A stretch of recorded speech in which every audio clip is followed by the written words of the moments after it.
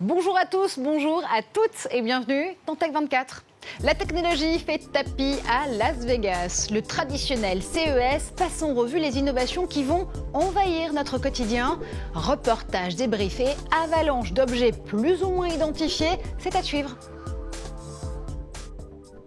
3800 exposants réunis à Las Vegas, donc pour le plus grand salon technologique de la planète. Des annonces tonitruantes des grands constructeurs aux présentations des startups qui espèrent faire le buzz. Le Consumer Electronics Show donne le là chaque année.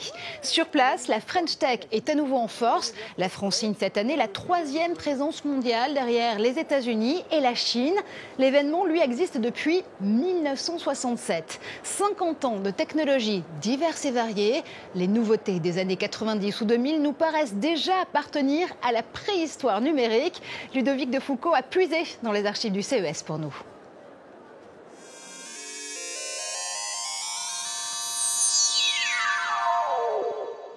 Du premier salon CES de 1967 à New York, il nous reste quelques photos en noir et blanc. Au fil des ans, la couleur apparaît sur les écrans, le salon déménage à Las Vegas et les objets qui garnissent les allées sont de plus en plus sophistiqués. En 1995, le clou du spectacle, c'est l'ancêtre de la montre connectée. Une montre qui indique la température, le cours de la bourse et qui peut même charger l'agenda des hommes modernes à partir de leur ordinateur. Autre grosse tendance en 1995, la personnalisation des portables. Il faut maintenant habiller et personnaliser ces appareils, tant par les façades avant que par les housses en cuir. On ajoute de la couleur, on ajoute des formes. On fait encore un bond dans le temps. 2007, à San Francisco, Steve Jobs présente un téléphone révolutionnaire, l'iPhone. Mais au CES, c'est cet appareil capable de recevoir des programmes télévisés qui fait sensation.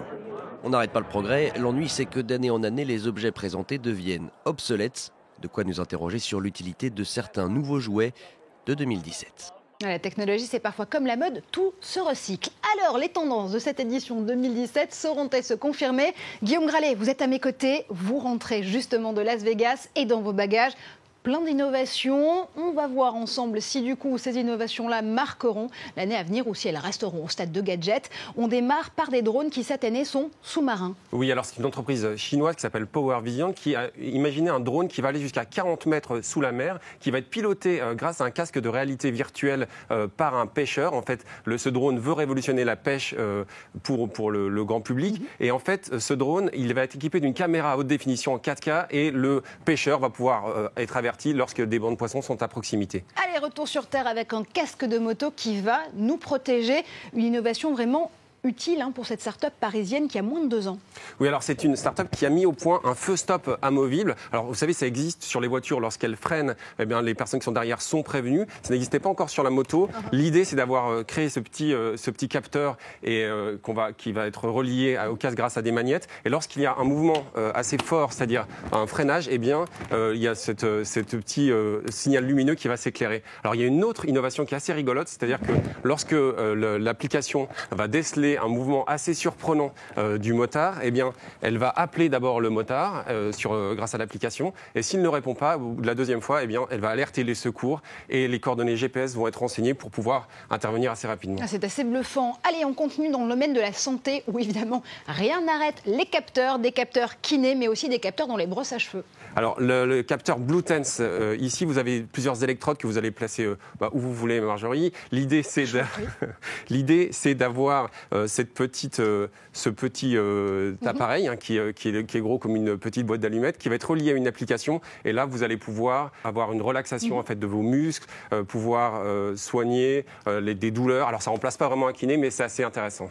Et alors, du coup, les brosses à cheveux qui ont des capteurs aussi ? Alors là, c'est vraiment surprenant, puisque cette brosse à cheveux qui a l'air tout à fait normale, je vous laisse la regarder, Marjorie. En fait, au milieu, eh ben, vous avez un micro, vous avez aussi un gyroscope. Et le micro, en fait, il va vous aider, explique la société WeSings qui a travaillé avec Kerastase, à regarder la santé de vos cheveux. Certains vont être plus abîmés et elle va le détecter. Elle va vous aider également dans votre régime alimentaire. WeSings, ancienne pépite française rachetée, il faut le souligner, par Nokia l'année dernière. Allez, cette fois-ci, on va s'intéresser à la santé de la Terre, à l'écologie et une illustration avec Tech for Good. Oui, alors j'ai bien aimé une société qui s'appelle iPowerUp. iPowerUp, elle va vous équiper d'une recharge mobile qui est totalement solaire. Alors, ça prend encore un peu de temps. Il faut encore 4 ou 5 heures pour recharger totalement votre mobile. Mais on fait des gros progrès dans le solaire. C'est 2 fois moins de temps qu'il y a 2 ans. Et en fait, le solaire, il était aussi au salon à travers des montres solaires, notamment la montre Lunar, qui a été créée par la start-up française MED en collaboration avec Sun Partners. Allez Guillaume, vous restez avec nous parce que je vais vous demander le point commun entre une voiture connectée, une brosse à dents intelligente et un robot éducatif. Vous me répondez ? L'intelligence artificielle ? Bravo, vous êtes parfait. L'intelligence artificielle, bien sûr. Quelques lignes de code qui changent tout et surtout qui donnent vie aux technologies du quotidien. Objet inanimé, avez-vous donc une âme ? C'est un grand oui avec Loïc Pialat dans les travées du CES. C'est la star du CES cette année, la voiture autonome. Plusieurs constructeurs ont présenté leurs dernières avancées. Accessoire incontournable sur ce modèle coréen, des capteurs à vision périphérique. Ils vont par exemple détecter un piéton traversant la rue ou une voiture arrivant à une intersection. Ces capteurs sont les yeux de la voiture. Sa mémoire, c'est une carte ultra précise des rues de Las Vegas. L'intelligence artificielle joue le rôle du cerveau en analysant toutes ces données. La combinaison de ces informations va permettre à la voiture de prendre une décision. Est-ce qu'il faut tourner? Est-ce qu'il faut accélérer ou ralentir? Mais l'intelligence artificielle ne se limite pas à l'automobile. Au salon, elle est partout. Des smart homes aux assistants personnels, en passant par les gestes les plus quotidiens. Ça vous dit si la brosse à dents est à la bonne place dans votre bouche? Colibri a inventé la première brosse à dents intelligente. Une fierté pour cette start-up parisienne, car à 120 €, la brosse n'est pas un gadget.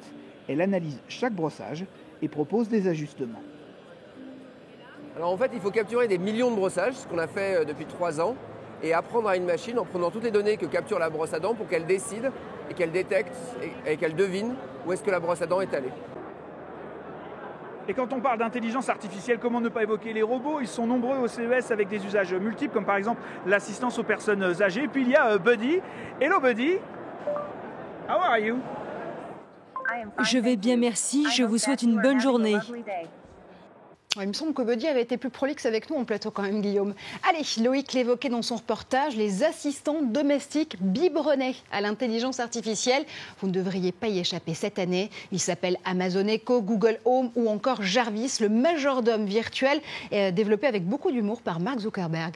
Oui, il y en a un peu partout. Et d'ailleurs, Microsoft même réfléchit avec WeChat de créer un concierge pour les personnes âgées. On a vu également au CES une intelligence artificielle qui va renseigner les voyageurs sur la porte d'embarquement la plus proche. Il y a même un assistant virtuel assez intéressant qui s'appelle Rockid, qui a été développé en Chine et qui, lui, va vous permettre de passer des appels. C'est vraiment un compagnon de la maison. Il y a des personnes qui vont jusqu'à prendre Rockid dans les bras. Alors, c'est assez charmant. On a vraiment envie de s'attacher. Ceci dit, il faut un peu se méfier parce que c'est quelque chose... Echo, par exemple, vous lui demandez de lancer de la musique, vous lui demandez un peu tout et n'importe quoi, mais il enregistre tout. Et en fait, Amazon se retrouve au cœur d'un procès, puisqu'il y a eu un meurtre dans l'Arkansas, exactement. Et en fait, la police demande à Amazon les enregistrements du présumé meurtrier pour pouvoir voir si effectivement il avait prémédité son meurtre. Alexa peut être témoin d'un meurtre, ce sera évidemment une affaire à suivre. Merci infiniment Guillaume. Et tout de suite, c'est Test 24.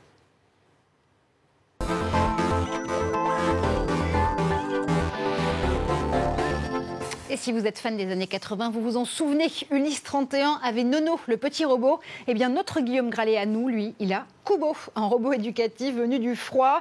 L'idée, c'est d'apprendre à coder, mais tout en s'amusant pour les 3-7 ans. Oui, je suis tombé amoureux en fait de cette innovation qui nous vient de 5 jeunes Danois qui ont travaillé avec l'University of Southern Denmark. Et en fait, ils ont eu cette intuition qu'un enfant, lorsqu'il ne sait pas lire, lorsqu'il a juste envie de s'amuser, eh bien, il va apprendre beaucoup de choses avec des objets physiques quand il va surtout prendre contrôle de différents appareils. Alors, c'est le cas avec ce petit robot. En fait, c'est un objet électronique que vous pouvez recharger via une prise USB à l'intérieur. Et puis, il y a toutes ces petites touches que je vous montre. C'est des commandes, en fait, qui sont eux-mêmes même des circuits électroniques à l'intérieur. Et vous allez pouvoir, par exemple, choisir la vitesse du robot. Là, vous avez le nombre 10, mais le nombre 3. Donc, on a une appréhension des chiffres. On va avoir également une appréhension de l'orthographe. Parce que là, vous voyez, j'ai cette petite case qui représente une maison. Eh bien, si je mets bien les lettres dans le bon sens... Et vous les attachez bien aussi, voilà, si je les attache bien, là, j'ai fait volontairement une faute à house. Hein. C'est pour l'instant disponible uniquement en anglais, mais ça intéresse de nombreux pays. Eh bien, on va essayer de faire fonctionner ce petit... Si Kubo arrive à détecter ou pas si l'orthographe et l'épellation est la bonne. Exactement. Donc, je vais lancer tout de suite Kubo. Voilà. Donc, en fait, il lit l'inscription électronique qui correspond aux lettres. Et visiblement, il n'est pas content. Il passe au rouge dès qu'il arrive sur la faute d'orthographe, en effet. Et effectivement, donc là, je vais réessayer de le faire avec le bon orthographe pour voir si ça fonctionne. Voilà. Donc on échange 2 lettres. Et est-ce qu'à ce moment-là, Kubo va réussir à s'apercevoir de la correction? Alors, c'est assez mignon. Eh bien, c'est en oui, figurez-vous. Kubo est au vert et donc il vous dit ça y est, vous avez bien éplé. Voilà, et puis ses yeux se sont éclairés, donc il est très content.